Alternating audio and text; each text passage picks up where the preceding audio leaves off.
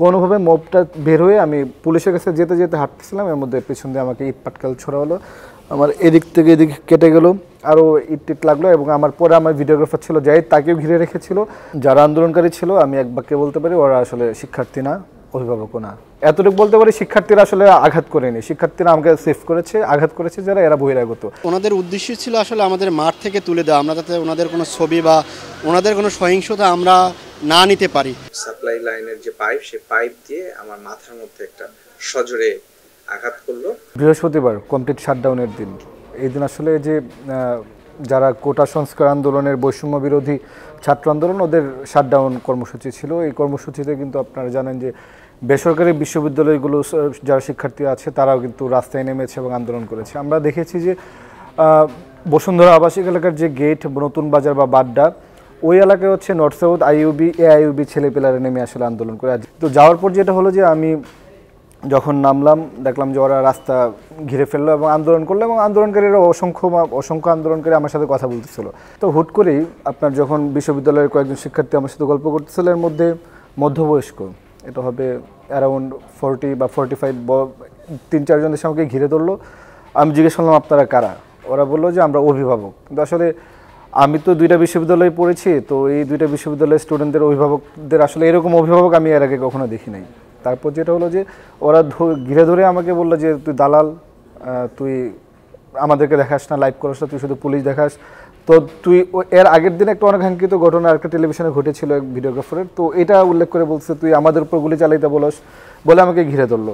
এর মধ্যে স্টুডেন্টরা আমাকে সেভ করার চেষ্টা করলো যে উনি আমাদের অ্যালুমনাই, উনি আমাদের বড় ভাই। তো আসলে যেটা হয় আর আসলে মবের মধ্যে অনেকেই জড়ো হয়ে যায় এবং স্টুডেন্টদের কথা নিচ্ছে না কেউ, ওদের কথাটা কাউন্ট করতেছে। মানে এনিহাউ তারা লিডার হয়ে গেছে এখানকার, আমাকে বলছে যে ওরা ধর। এর মধ্যে অনেকেই মানে জড়ো হওয়ার পর স্টুডেন্টরা আমাকে, কয়েকজন স্টুডেন্ট আমার সামনে এসে বলছে না আমাদের অ্যালুমনাই, আমাদের বড় ভাই, সেভ করার চেষ্টা করলো। আমি কোনোভাবে মবটা বের হয়ে আমি পুলিশের কাছে যেতে যেতে হাঁটতেছিলাম, এর মধ্যে পেছন দিয়ে আমাকে ইট পাটকেল ছোড়া হলো। আমার এদিক থেকে এদিক কেটে গেল, আরও ইট টিট লাগলো। এবং আমার পরে আমার ভিডিওগ্রাফার ছিল জাহিদ, তাকেও ঘিরে রেখেছিল। সেও এনিহাউ তার উপর আঘাত করলো লাঠি দিয়ে, এবং তাকে মোটামুটি প্রহার করার পর সেও কোনোভাবে সেফলি আমরা পুলিশের কাছে আসলাম। তারপর গাড়ি নিয়ে আমরা মুভ করার সময় গাড়ি আটকানোর চেষ্টা করলো, গাড়িতে ঢিল দেওয়ার চেষ্টা করলো। মোটা থেকে বলতে গেলে যে আসলে যারা আন্দোলনকারী ছিল আমি এক বাক্যে বলতে পারি ওরা আসলে শিক্ষার্থী না, অভিভাবকও না। কিন্তু আন্দোলনকারীদের মধ্যে বেশিরভাগই শিক্ষার্থী ছিল, হাতে গোনা কয়েকজন তারা চেষ্টা করেছে ওই আন্দোলনকারীদের সাথে মিশে যাওয়ার। এটা আমার অবজারভেশন। এতটুকু বলতে পারি শিক্ষার্থীরা আসলে আঘাত করেনি, শিক্ষার্থীরা আমাকে সেভ করেছে। আঘাত করেছে যারা, এরা বহিরাগত। গত বৃহস্পতিবার আমরা যখন আমাদের দায়িত্ব পালন করছিলাম, কাজ করছিলাম, সেক্ষেত্রে উত্তর বাড্ডায় পুলিশের সাথে যে ছাত্র এবং অন্যান্য দুর্বৃত্তের সাথে সংঘর্ষ হচ্ছিল, তখন আমরা ওখানটাতেই ছবি নিচ্ছিলাম, আমি এবং আমার ক্যামেরাম্যান। ওই সময়টাতে হঠাৎ করে কিছু ছাত্র হচ্ছে আমাদের ঘিরে দিয়ে কিছুক্ষণ তারা স্লোগান দেয়, এরপর আস্তে আস্তে উত্তেজিত হয়ে যায়। যে ওনাদের উদ্দেশ্য ছিল আসলে আমাদের মাঠ থেকে তুলে দেওয়া, আমরা যাতে ওনাদের কোনো ছবি বা ওনাদের কোনো সহিংসতা আমরা না নিতে পারি। সেক্ষেত্রে হঠাৎ করেই কিছু ছাত্র আমাদের যখন ঘিরে ধরে, পিছন থেকে কয়েকজন দুর্বৃত্তকারী আমাদের কিন্তু উপর্যুপরি পিঠে লাঠিসোঁটা দিয়ে আঘাত করে। যখন আমি কিছুক্ষণ মার খেলাম, তারপরে দেখতে পেলাম যে আমি এখানে দাঁড়িয়ে থেকে মার খেলে আমার জীবন নাশের সম্ভাবনা রয়েছে। সেক্ষেত্রে একটি ছাত্র আমাকে কিন্তু সেখান থেকে অনেকটাই সেভ করে নিয়ে আসছিল, তখন পিছন থেকে তারা আমাকে আরও হামলা করছিল।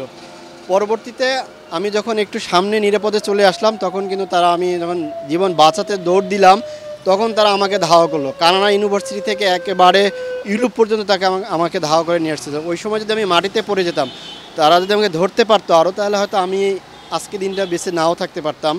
আল্লাহ পাক আমাকে বাঁচিয়ে রেখেছেন, সেজন্য আমি কৃতজ্ঞ। পাশাপাশি বলতে চাই যে বাংলাদেশে গণমাধ্যম কর্মীদের সবসময় হামলা করা হয়। বহির্বিশ্বে যখন যুদ্ধ হয়, কোনো সংঘর্ষ হয়, সেক্ষেত্রে কিন্তু তারা এই ধরনের সমস্যায় পড়ে না, কিন্তু বাংলাদেশে এটা হচ্ছে।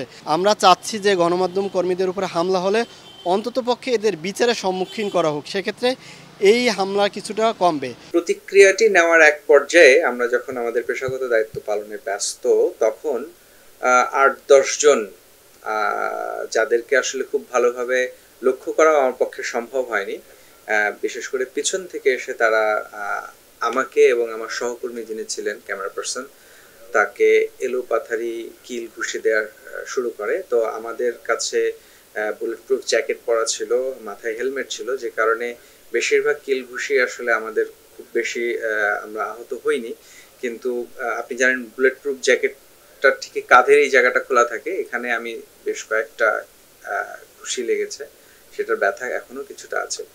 আর এই পরিস্থিতির মধ্যে থেকেই কোথায় থেকে কে একজন এসে পেছন থেকে আমাকে একটা ওই পাইপ, পানির মানে সাপ্লাই লাইনের যে পাইপ, সে পাইপ দিয়ে আমার মাথার মধ্যে একটা সজোরে আঘাত করলো।